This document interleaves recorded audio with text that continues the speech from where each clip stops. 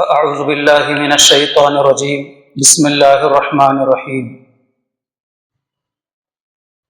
يا أيها الذين آمنوا لا تتخذوا اليهود والنصارى أولياء بعضهم أولياء بعض وكما ورد في الحديث الصحيح قال النبي صلى الله عليه وسلم حاسبوا أنفسكم قبل أن تحاسبوا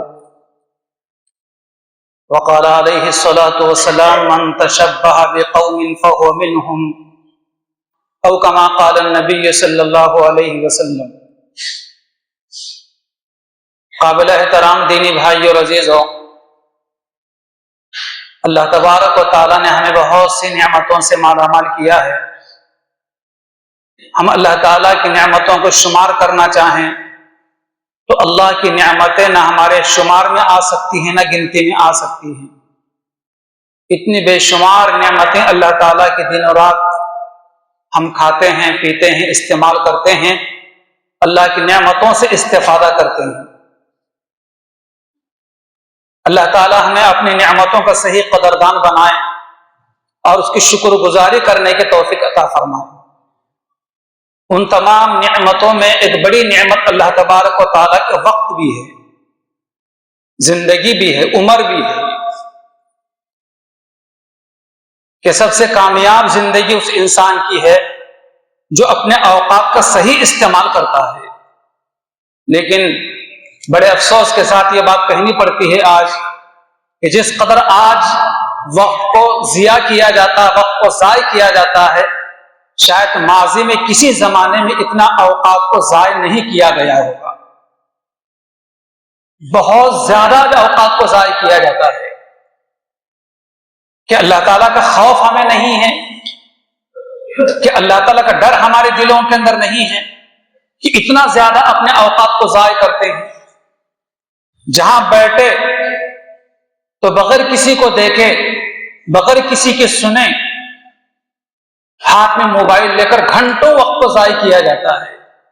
ظاہر بات ہے موبائل ہاتھ میں رہنے کے بعد کوئی تلاوت کلام پاک کو نہیں سن رہا ہوتا ہے۔ اس لیے محترم بزرگوں اور دوستوں، فرمایا گیا، عربی کا مشہور ترین مقولہ ہے کہ الوقت اثمن من الذهب والفضة، کہ وقت جو ہے وہ سونے اور چاندی سے زیادہ قیمتی ہے۔ پوری دنیا کے اندر عام طور پر سونے چاندی کو سب سے قیمتی دھات سمجھا جاتا ہے، لیکن کسی کہنے والے نے کیا بہت خوب کہا ہے کہ وقت کی قیمت جو ہے سونے چاندی سے بھی زیادہ ہے۔ حدیث مبارکہ میں ہے کہ قیامت کے دن اللہ تبارک و تعالیٰ 5 سوالات کریں گے ہر بندے سے، ہر بندی سے۔ جب تک اللہ تبارک و تعالیٰ 5 سوالات کا جواب نہیں لیں گے اپنے بندوں کی طرف سے، اور جب تک بندہ و بندی 5 سوالات کے جوابات اللہ کو نہیں دیں گے قیامت کے دن، اللہ تعالیٰ کے سامنے سے اپنے پیروں کو ہلا بھی نہیں سکتا۔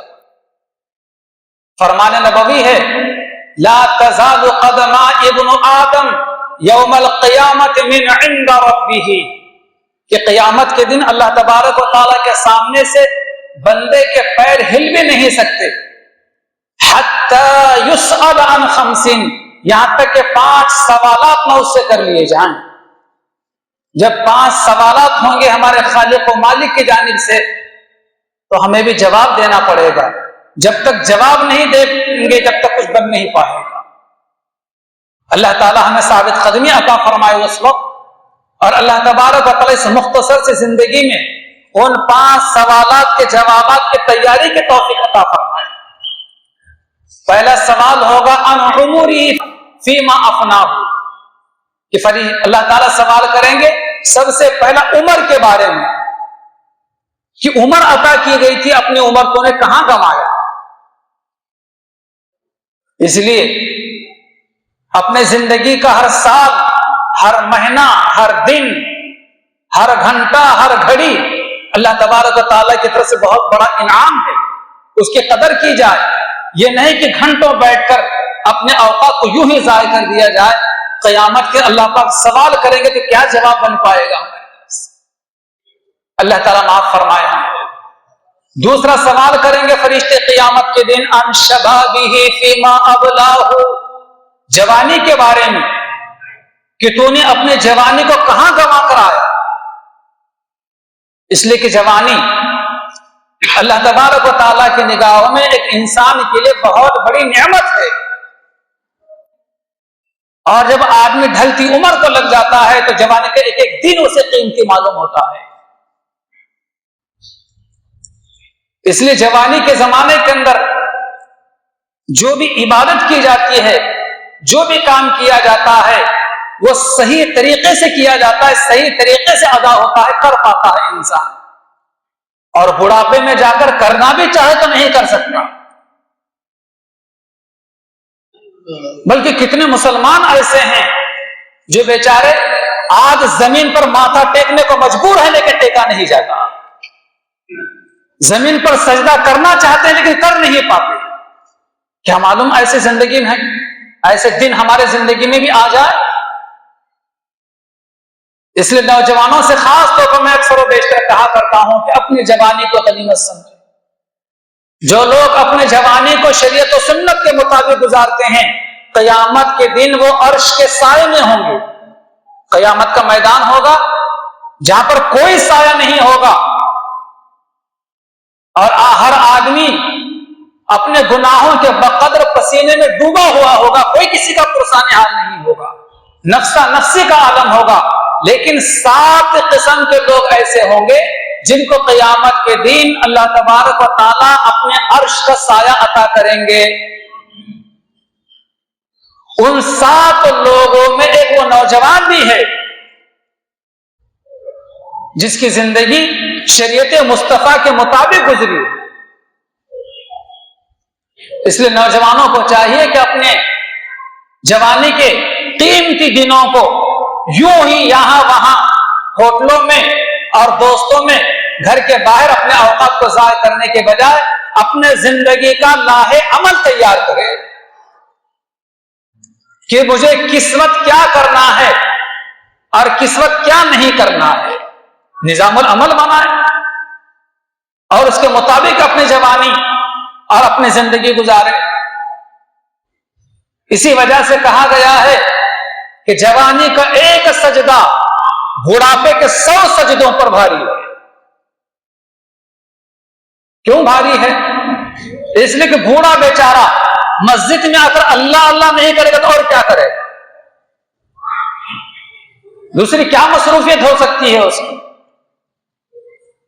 کسی نہ کام کا رہتا ہے نہ کسی مصرف کا رہتا ہے وہ. لیکن جوانی کا زمانہ، خواہشات ہوتے ہیں، شیطان ہوتا ہے، دوست و احباب ہوتے ہیں، کام کاج ہوتے ہیں، شہوتیں ہوتی ہیں، لذتیں ہوتی ہیں. اس کے باوجود اللہ کے بابرکت گھر میں آتا ہے، اللہ کو یاد کرتا ہے، تلاوت کلام پاک کرتا ہے، اللہ اللہ کرتا ہے، اپنے رب کو سجدہ کرتا ہے. اتنے ساری رکاوٹوں کے باوجود تو ایسے نوجوان کا ایک سجدہ بڑھاپے کے 100 سجدوں پر بھاری ہے. اسی وجہ سے حضرت عبداللہ بن مسعود رضی اللہ تعالی عنہ حضور پاک علیہ السلام کے دربار کے بڑے چہیتے صحابی اور حضور کے خادم خاص گزرے. 10 سال تک حضرت عبداللہ بن مسعود رضی اللہ تعالی عنہ نے حضور کی خدمت کی ہے. 10 سال تک چھوٹے سر کے تھے اس وقت، ان کے والدہ نے لا کر حضور کے حوالے کیا تھا. وہ کہتے ہیں کہ سب سے زیادہ مجھے ندامت و افسوس اس دن پر ہوتا ہے جو گزر جائے اور میرے اعمال میں کوئی اضافہ نہ ہو. حضرت عبداللہ بن مسعود رضی اللہ تعالیٰ کہتے ہیں کہ مجھے سب سے زیادہ افسوس اور ندامت اس دن پر ہوتی ہے کہ جو دن تو گزر جائے لیکن میرے اعمال میں کوئی اضافہ نہ ہو. مطلب یہ کہ دن آتا ہے، رات جاتی ہے، اور رات آتی ہے، دن جاتا ہے. دن اور رات کی گردش جو ہے وہ ہمارے اعمال میں اضافے کے لیے ہے. یہ نہیں کہ یوں ہی اوقات گزار دیے جائیں، دن آ گیا ختم ہو گیا، رات شروع ہو گئی وہ بھی ختم ہو جائے گی، یوں ہی غفلت اور لاپرواہی میں گزارا جائے، اس لیے نہیں ہے. علامہ اقبال نے کیا بہت خوب کہا ہے، میرے زندگی کا مقصد تیرے دین کی سرفرازی، میں اسی لیے مسلمان، میں اسی لیے نمازی۔ ہماری زندگی کا مقصد یہ ہے کہ ہم مسلمان بھی رہیں اور ہم نمازی بھی رہیں، اور پیغمبر اسلام صلی اللہ علیہ وسلم کا پیارا دین، دین اسلام، اس کی حفاظت بھی ہو، اس کی اشاعت بھی ہو، اس کی تبلیغ بھی ہو۔ میرے زندگی کا مقصد تیرے دین کی سرفرازی، میں اسی لیے مسلمان، میں اسی لیے نمازی۔ ہم مسلمان ہیں، ہمارا مذہب مذہب اسلام ہے، دین اسلام ہے۔ ہم سب کی کامیابی اور رہتی دنیا تک کے آنے والے مسلمانوں کی کامیابی اللہ تبارک و تعالی اسی دین اسلام میں رکھی ہے۔ ہمیں دائیں بائیں جھانکنے کی ضرورت نہیں ہے۔ ہمارے زندگی کا ہر عمل رکھا گیا ہے، بچے کے پیدا ہونے سے لے کر جوانی تک، اور جوانی سے لے کر بڑھاپے تک، اور بڑھاپے سے لے کر موت تک، اور مرنے کے بعد سے لے کر قبر میں جانے تک، اور قبر میں جانے کے بعد سے لے کر قیامت کے بیدار ہونے تک، اور میدان محشر تک، اور وہاں سے جنت میں جانے تک، ہر موڑ پر اللہ تبارک و تعالیٰ کے نبی محمد مصطفیٰ صلی اللہ علیہ وسلم نے ہماری رہنمائی اور رہبری کی ہے۔ اسی رہنمائی و رہبری میں زندگی گزاری جائے۔ تو دو سوالات میں نے بتلائے تھے آخرت کے۔ پہلا سوال ہوگا ان امورہ فیما افناہ، کہ ہم نے تمہیں زندگی عطا کی، جس کو کہاں گزارے ہو۔ دوسرا سوال ہوگا ان شبابہ فیما ابلاہ، قیمتی جوانی عطا کی گئی جسے کہاں گوا کر آئے ہو۔ اور تیسرا سوال ہوگا ان مالہ من این اکتسبہ، کہ ہم نے تمہیں مال عطا کیا تھا، مال کے بارے میں سوال ہوگا کہ تم نے مال کہاں کہاں سے کمایا، ذرائع آمدنی حلال تھے یا حرام تھے؟ جب حلال کے دروازے تیرے لیے کھلے ہوئے تھے تو کیوں تو نے حرام کے دروازوں کو دستک دی؟ پوچھ ہوگی قیامت کے لیے۔ اور چوتھا سوال ہوگا مالی کے تعلق سے، وَفِيمَا أَنفَقَهُ، ہم نے مال ایک نعمت کی شکل میں، ایک فضل کی شکل میں عطا کیا تھا، تو اس مال کو تم نے کہاں کہاں خرچ کیا؟ اب مجھے اس کی تفصیل میں جانے کی ضرورت نہیں ہے کہ مال ہم کہاں کہاں خرچ کرتے ہیں۔ کرنے کے جگہوں پر بھی کرتے ہیں، اور نہیں کرنے کے جگہوں پر اس سے زیادہ خرچ کرتے ہیں۔ قیامت کے دن بڑی مشکلات کھڑی ہوں گے ایسے لوگوں کے لیے جو اپنا روپیہ پیسہ گناہوں میں، فضولیات میں اور اللہ کے نافرمانی میں خرچ کرتے ہیں۔ قرآن مجید کی آیت ہے، اللہ تبارک و تعالیٰ فرماتے ہیں ان المبذرین کانوا اخوان الشیاطین، کہ فضول خرچی کرنے والے، یوں ہی بیجا پیسہ اڑانے والے قیامت کے دن شیطانوں کے ساتھ ہوں گے، اور شیطان کا ٹھکانہ جہنم ہے۔ جہنم کے خوفناک دردناک عذابات اس کے مقدر میں ہیں۔ اس لیے محترم بزرگوں، دوستو، اللہ تعالیٰ کا فضل ہے روپیہ پیسہ دولت، یہ نعمت ہے اللہ تبارک و تعالیٰ کی۔ اگر ہمارے پاس ہے تو اس کی قدر کی جائے، لیکن اس کو فضول یوں ہی پیسہ نہ اڑایا جائے۔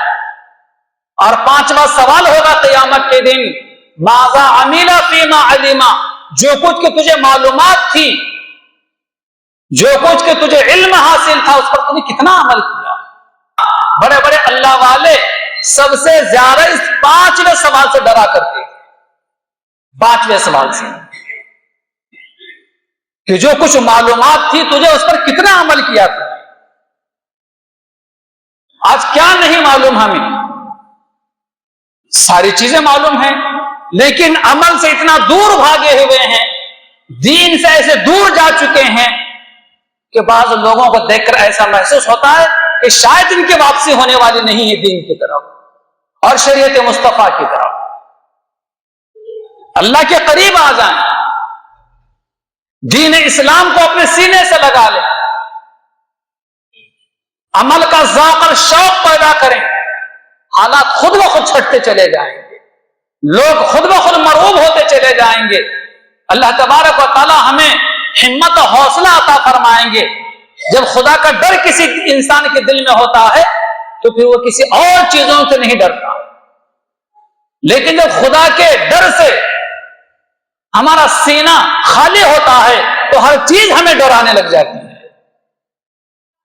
اسی وجہ سے پیغمبر اسلام علیہ السلام نے فرمایا کہ لوگوں 5 چیزوں کو غنیمت سمجھو 5 چیزوں سے پہلے. اغتنم خمسن قبل خمسن، کہ 5 چیزوں سے پہلے 5 چیزوں کو غنیمت سمجھو. سب سے پہلی چیز فرمائی گئی شبابک قبل حرمک، جوانی کو غنیمت سمجھو بڑھاپے سے پہلے. ایک حدیث نہیں، متعدد احادیث مبارکہ میں جوانی کی بڑی اہمیت کو، جوانی کے بڑی قدر و قیمت کو بیان کیا گیا ہے. شباب کہا جاتا ہے جوانی کو. اسی وجہ سے امجد حیدرآبادی کا وہ شعر جس میں لفظ شباب استعمال کیا گیا ہے، اب نہ دور شباب باقی ہے اور نہ دور شراب باقی ہے. اب نہ دور شباب باقی ہے اور نہ دور شراب باقی ہے. لذتیں ختم ہو گئی لیکن لذتوں کا عذاب باقی ہے. جوانی کے زمانے میں ہر گناہ کرنے میں لذت آتی ہے، مزہ آتا ہے، ہر گناہ کرنے کو جی چاہتا ہے، طبیعت چاہتی ہے. لیکن گناہ کی لذت کا زمانہ بہت تھوڑا ہوتا ہے.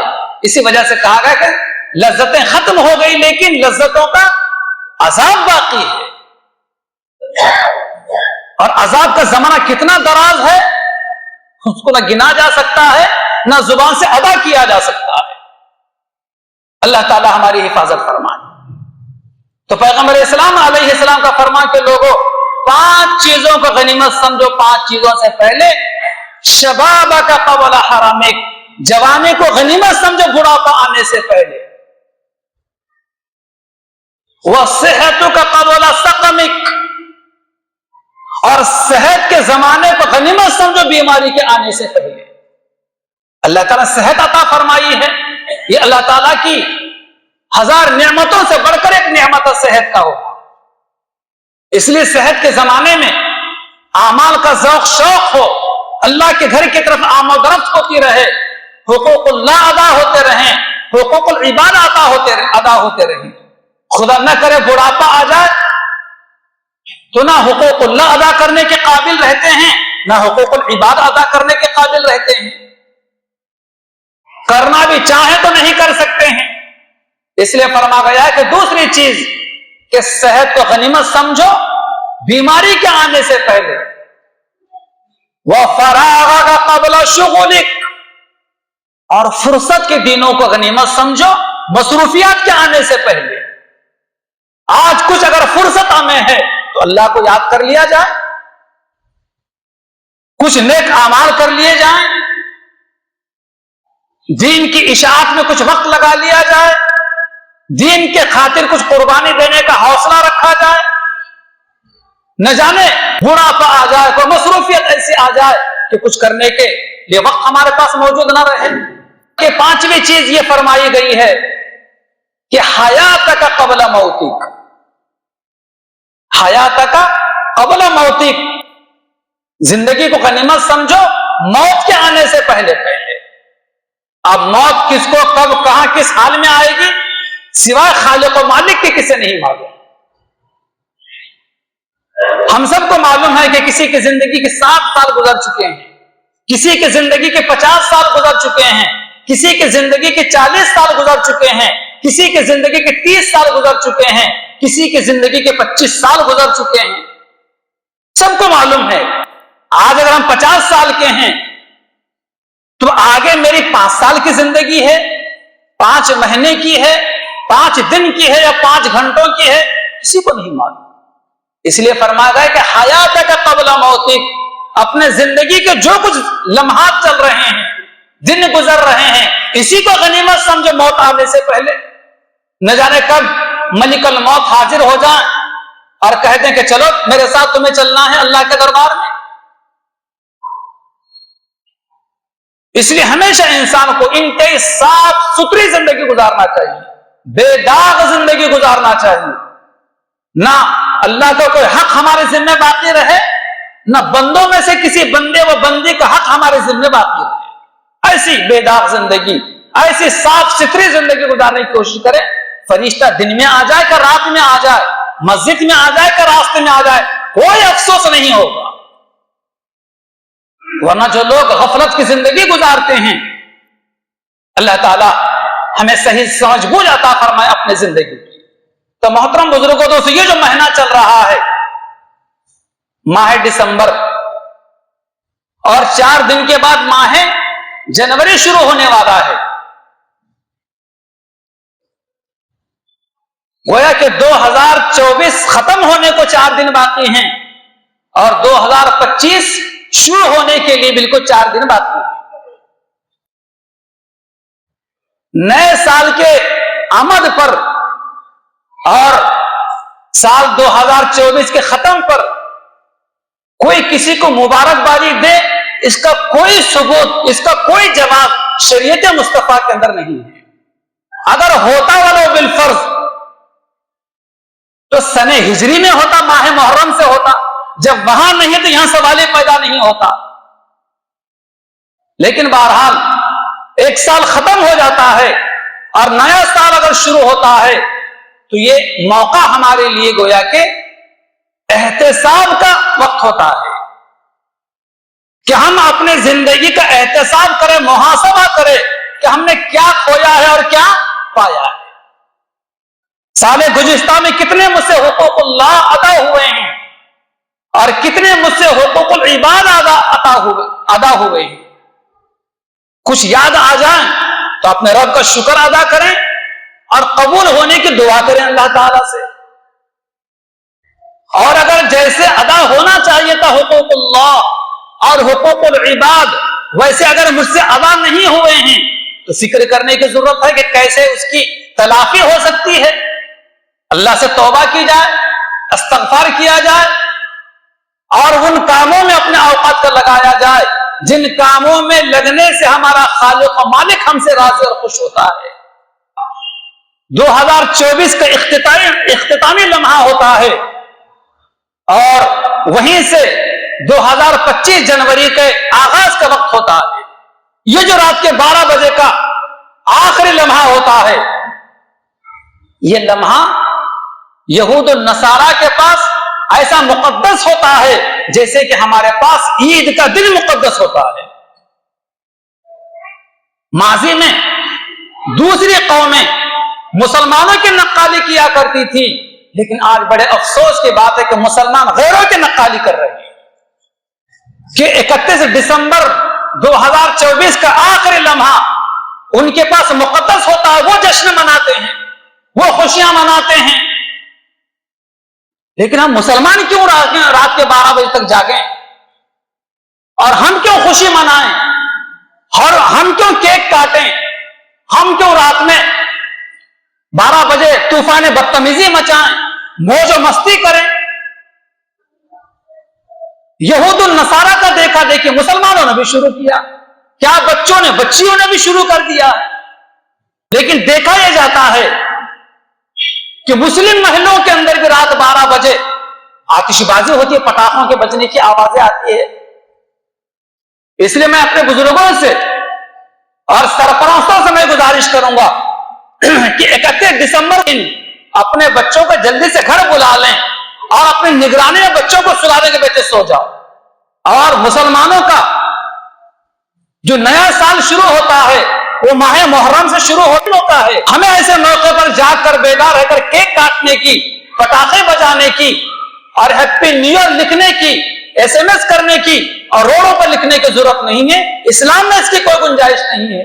ہم اپنے بچوں کو سمجھائیں، لیکن دیکھا یہ جاتا ہے کہ بہت سارے بیچارے ماں باپ کیک لا کر اپنے بچوں کو دیتے ہیں اور بچوں سے اپنے ہاتھ سے کٹواتے ہیں۔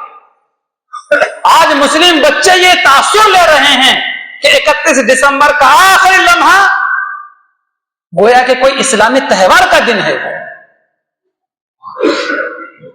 اس لیے اپنے بچوں کی صحیح تربیت کریں، صحیح معلومات انہیں دیں اور اپنے بچوں کے صحیح اس طریقے سے نگرانی کریں کہ ہمارے بچے اس رات میں جاگ کر کسی غلط کام کا شکار نہ ہو جائے۔ فرمایا آقا دو جہاں علیہ السلام نے من تشبہ بقوم فہو منہم، اور میں ان کا شمار بھی انہیں قوم میں ہو جاتا ہے، ان کا تہوار ہے وہ، ان کے لیے مقدس لمحہ ہے وہ۔ ہم مسلمان ہو کر بھی اگر وہی حرکتیں کرنے لگ جائیں گے تو پیغمبر اسلام علیہ السلام کا فرمان کہ ہمارا شمار بھی اسی قوم میں ہوگا۔ بلکہ قرآن مجید میں اللہ تعالیٰ فرماتے ہیں یا ایھا الذین آمنوا لا تتخذوا اليہود والنصارى اولیاء، اے ایمان والو تم کسی یہودی و نصرانی کو اپنا دوست مت بناؤ، بعضهم اولیاء بعض، کہ ان میں ہی کہ بعض لوگ بعض کے دوست ہوتے ہیں، لیکن اگر ہم نے مسلمان ہو کر کسی یہودی و نصرانی سے اگر دوستی کی تو ہمارا شمار بھی انہی میں لوگوں میں ہوگا۔ دیکھیں 3 تاریخیں ہیں، ایک عیسوی تاریخ، دوسری نبوی تاریخ اور تیسری ہجری تاریخ۔ تینوں کی تھوڑی وضاحت میں کر دوں۔ ہمارے پیغمبر صلی اللہ علیہ وسلم کے زمانے سے پہلے ایک مشہور و معروف پوری دنیا کی تاریخ چلتی تھی اور وہ آج تک چلتی ہے، اسے کہا جاتا ہے عیسوی تاریخ، اور اس کا جو آغاز ہوا ہے وہ حضرت عیسیٰ علیہ السلام کے زمانے سے ہوا ہے۔ گویا کہ آج حضرت عیسیٰ علیہ السلام کو پیدا ہو کر 2024 سال ہو رہے ہیں۔ عیسائی لوگ بڑا اس کا اہتمام کرتے ہیں، اسی وجہ سے وہ لوگ سال کے اختتام پر اور نئے سال کی آمد پر جشن مناتے ہیں، موج و مستی کرتے ہیں وہ لوگ، وہ ان کو مبارک۔ دوسری تاریخ تاریخ نبوی، یعنی ہمارے پیغمبر حضرت محمد مصطفیٰ صلی اللہ علیہ وسلم کو جب نبی بنایا گیا تو وہاں سے ایک دور شروع ہوا تاریخ کا، اس کو کہا جاتا نبوی تاریخ۔ 1 نبوی، 2 نبوی، 3 نبوی، یعنی حضور کو نبی بنا کر 1 سال ہو گئے، 2 سال ہو گئے، 3 سال ہو گئے، یہ تاریخ چلی۔ تیسری تاریخ تاریخ ہجری، جس کو ہم اسلامی تاریخ کہتے ہیں، اسی کو قمری تاریخ کہا جاتا ہے، جس کا یاد رکھنا، جس کو برتنا، اس کے مہینوں کو یاد رکھنا، استعمال کرنا فرض کفایہ کا درجہ رکھتا ہے۔ آپ انگریزی تاریخ کی جنوری سے لے کر دسمبر تک کے مہینے یاد کر لیں، اچھی بات ہے، کوئی بری بات نہیں، کوئی منع بھی نہیں کرتا، لیکن کوئی اس میں اجر و ثواب نہیں ہے۔ لیکن اسلامی تاریخ اور اسلامی مہینوں کو ہم یاد رکھتے ہیں، اس میں ہمارے لیے اجر و ثواب رکھا گیا ہے۔ ہجری تاریخ کا کیا مطلب؟ جسے اسلامی تاریخ بھی کہا جاتا ہے اور قمری تاریخ بھی کہا جاتا ہے۔ ہجری ہجرت سے 13 سال تک ہمارے پیغمبر صلی اللہ علیہ وسلم نبوت کے بعد مکہ مکرمہ میں رہے، اور 13 سال کے بعد ہمارے نبی صلی اللہ علیہ وسلم ہجرت کر کے مدینہ منورہ تشریف لے گئے۔ تو یہاں سے تاریخ کا دور شروع ہوا، اس کو کہا جاتا ہے تاریخ ہجری، سن ہجری، اسلامی تاریخ۔ اور اس کا آغاز اگرچہ کہ ہوا ہے حضور پاک علیہ السلام کے مبارک ہجرت کے سفر سے، لیکن اس کو رواج دیا گیا ہے حضرت عمر فاروق رضی اللہ تعالیٰ عنہ کی خلافت کے زمانے کے اندر، انہوں نے اپنے زمانے سے اس کا آغاز کیا ہے۔ اس لیے ہمارے سامنے زیادہ اہمیت، زیادہ فضیلت ہجری تاریخ کے ہونا چاہیے، قمری تاریخ کے ہونا چاہیے، اسلامی تاریخ کے ہونا چاہیے، نہ کہ انگریزی تاریخ کے سرکاری تاریخ۔ لیکن اگر ہمیں اس کو بھی یاد رکھتے ہیں، استعمال کرتے، کوئی بری بات نہیں، کوئی گناہ کی بات نہیں، ہم اس میں کوئی لب کشائی نہیں کرتے، لیکن اسلامی تاریخ کو چھوڑ دینا، اسلامی تاریخ کو بھول جانا، گویا کہ فرض کفایہ کو بھول جانے کے برابر گناہ ہے۔ اس لیے محترم بزرگوں، دوستو، وقت بڑا قیمتی ہوتا ہے، اسی وجہ سے عربی کا مقولہ ہے کہ الوقت اثمن من الذهب والفضہ، کہ وقت جو ہے سونے اور چاندی سے زیادہ قیمتی ہے۔ اللہ تعالیٰ سے دعا ہے کہ اللہ تعالیٰ ہمیں اپنے وقت کے قدردانی کی توفیق عطا فرمائے، کہ سب سے کامیاب انسان وہ ہے جو اپنے اوقات کو صحیح طور پر گزارتا ہے، اللہ ہمیں اپنے اوقات کی قدر کرتے ہوئے اوقات کو صحیح گزارنے کی توفیق عطا فرمائے. آمین. وآخر دعوانا ان الحمد للہ رب العالمین.